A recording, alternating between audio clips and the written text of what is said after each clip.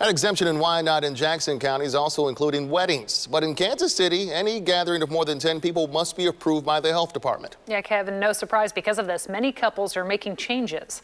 41 Action News reporter Emma James talked with one bride who's now moving her wedding across the state line. It's been a difficult year to plan a wedding. Earlier this year, we told you about stories of couples having to postpone or cancel their big day when the initial stay-at-home orders went into effect. Now, 8 months later, with new restrictions in Kansas City, couples have to make tough decisions yet again. It's hard to not feel really picked on by the world right now. That's why we're taking these important steps now. Following Monday's new restrictions, Kansas City native Kate Salisbury is moving her wedding from within KCMO limits to Wyandotte County, where weddings are exempt from gathering limits. That's great and helpful for us, but we're still obviously not taking advantage of that and having some giant party. It just allows us to have that smaller, intimate ceremony with the people that we really care about without having to cut any of them out. While she says the rearranging has been a nightmare, there's no hard feelings toward Mayor Lucas. It is science-backed. It is for a reason. It is to keep people safe. And so we respect that 100%. Kate will have 35 guests, spaced out tables, and anyone in the wedding photos will get a COVID test a week before.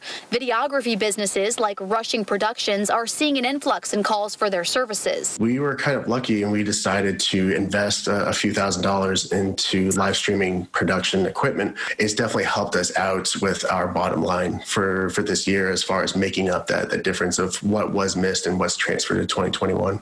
Owner Jordan Rushing says he already has 17 weddings booked for 2021.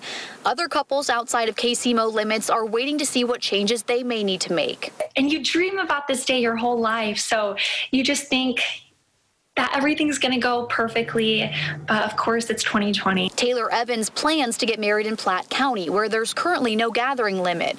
Knowing things could change any day, she has a backup plan to get married in her fiance's parents' backyard.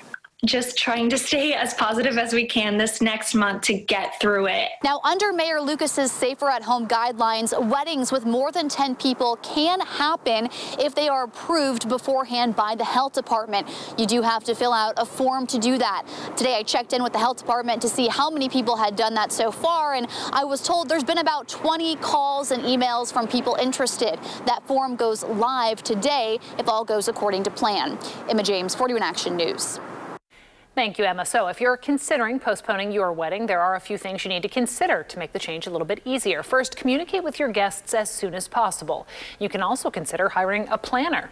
Even if you didn't have one for wedding planning, you can hire one to help facilitate conversations with vendors. And make sure you check availability with all your vendors before you select a new wedding date. Schedules for 2021, we're told, are already filling up quickly.